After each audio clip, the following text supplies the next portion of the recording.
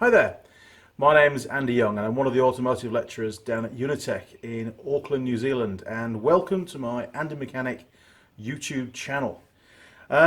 This is a short video covering, believe it or not, grease gun. Now my friends down at ISL Industries, they're the chaps that bring in the Teng Tools into New Zealand and very kindly sponsor this channel, asked me if I could do a short video on really how to use a manually operated grease gun, and quite specifically this GROZ grease gun. Now they also gave me the flexi pipe, which I can't use one of these without a flexi pipe on it because I've got to get into some really difficult places usually, especially on the quad bikes.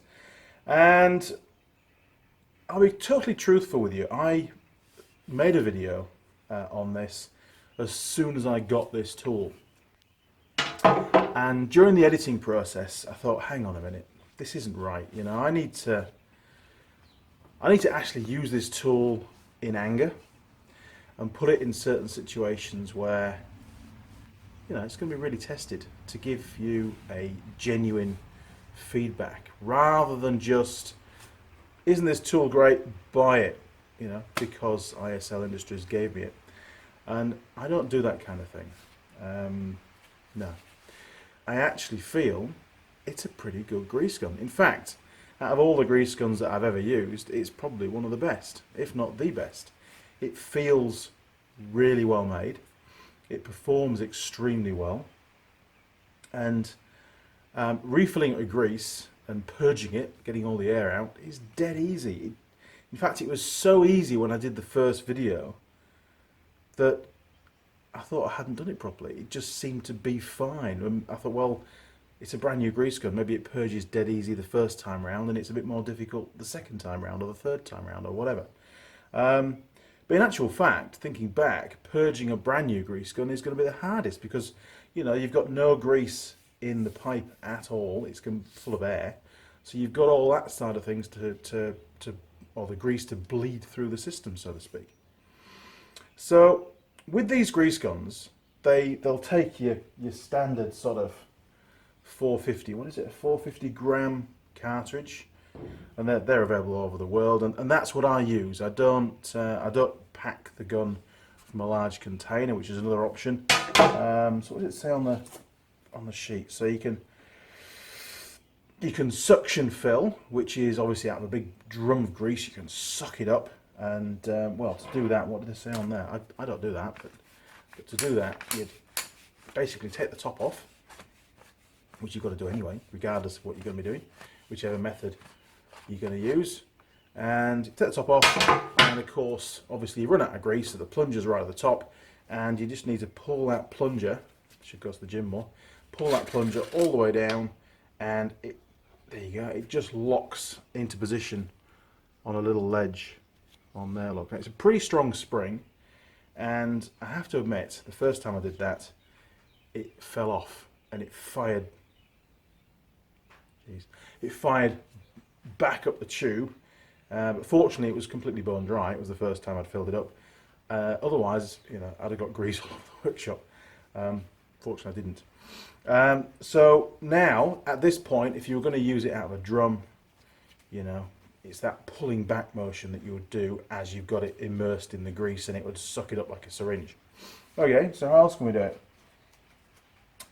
Well, they say you can load it via a filler pump. Okay.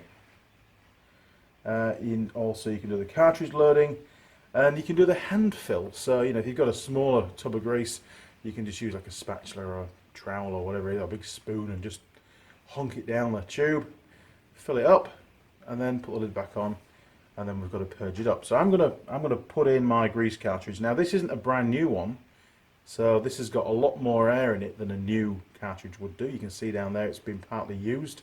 So I'm going to give this unit a really good test using a partly used cartridge. So in it goes. So that's down there, look. So now we can get the head of the unit, and that can be screwed back on. We're not going to screw it all the way. I'm going to screw it to about 2 turns before it's fully in position. And the reason for that is we want to get rid of some of the air. And that air will pass through the threads. It's a I wouldn't say a loose fit, but there's enough room in there, enough of a gap for the air to release through. So you can just turn it up until it sort of just starts to touch, and then back it off a couple of turns. And now it's time to release the plunger rod and push it right up inside the cartridge all the way home to try and force out as much of the air as we can through those threads. So push that up there, and ooh, there we go. Okay, all the way to the top. Now we can lock that off now, tighten that up, and it's getting pretty greasy as grease guns usually are. So we use a rag. There we go. Get that good and tight. There is a rubber seal in there as well, which is pretty cool. That's pretty good. Quite happy with that. Okay. Jeez, what a mess. Grease guns. And then we can open the bleed valve just to get any remaining air out. There's a little brass screw at the top, and if we open that, if there was any air left in the system, it would no doubt come out through that little bleeder valve, and it's not. So that's good. Okay, so that's like a final test, is just to press that down and make sure there's no more air in the grease gun. And we're pretty much ready to use now, actually. So there you go. Basically, it's really, really simple, and it almost doesn't even warrant a video, to be honest.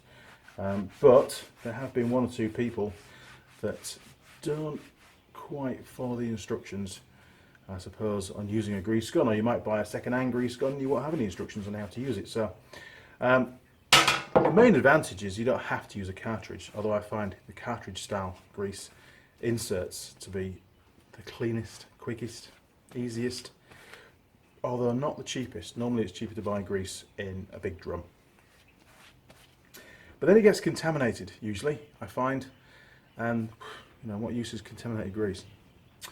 So just a quick recap then would be to undo the head, pull out the old cartridge, pull the plunger all the way down to the bottom, lock it off, drop your new cartridge in, screw the head all the way on, bar a couple of turns, push the plunger rod back up to force out any trapped air, or the majority of the trapped air that's inside that unit. That'll come out through the threads, and then lock off the head, and then open that little plunger, the little air bleed screw, little bleed valve thing at the top here, look, press that, and that should release any remaining air in the machine. Obviously within the head area. If there's air in this pipe, the only way of getting that out is when you're actually using the tool. It's going to come out at the end there. So maybe a couple of pumps prior to the initial use will see any air forced out through that remaining part of the equipment. But I just don't have any problems. And I've used this on the Yamaha Grizzly, I've used it on the Yamaha Viking, and I used it on the Safari as well, the Nissan Patrol I did the other week on the prop shafts and stuff. And just on everything, it just worked faultlessly. Like I said before, the thing that really impressed me, well, the two things. One is you don't have to pull the lever all the way back to the start point and do the full travel to get a pump. You can actually do the half travel, and it'll still pump the grease, which is great in a confined area. But the main thing that really impressed me was the end. This fitting at the end was very easy to get on, to lock onto the grease nipple, and then whilst the system was still under pressure, to get it taken off.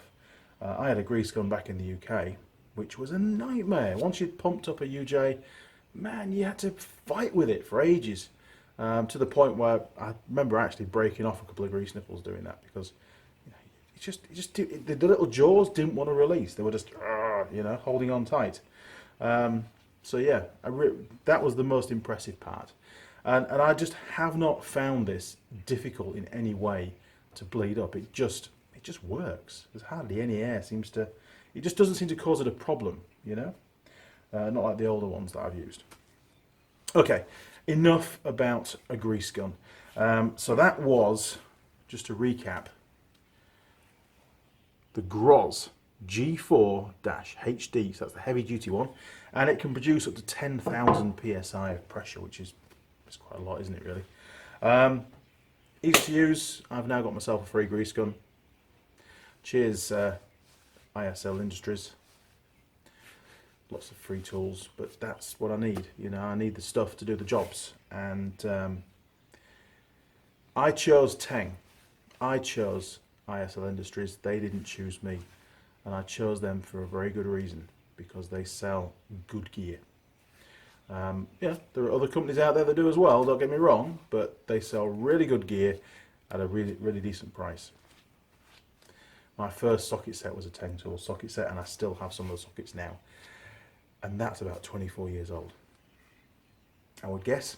Okay, well, my name's Andy Young. I'm one of the automotive lecturers down at Unitech in Auckland, New Zealand. Thanks for watching another one of my Andy Mechanic videos. I hope you found this one helpful. It's a bit weird, I know. It's not a workshop task. It's just how to use a grease gun, how to use a GROZ grease gun, how to install a new cartridge, that kind of thing. I felt compelled to do it, and I hope it's clarified the technique on how to refill a grease gun, you know, the hand-operated type. If you've got any questions or comments, then do feel free to leave them down the bottom, and I'll get back to you as soon as I can. If you'd like to subscribe to the channel, then please do. The other day I hit, this is going to sound crazy in a couple of years, but I hit 100 subscribers. I was really chuffed. I've been waiting for 6 months to get to 100 subscribers. You know, I'm hoping by the end of the year we might hit 500. Let's see. But yeah, all good. So for those 100, cheers. If you want to be part of the next 100, press the subscribe right now. All right, crew, thanks for watching. Over and out.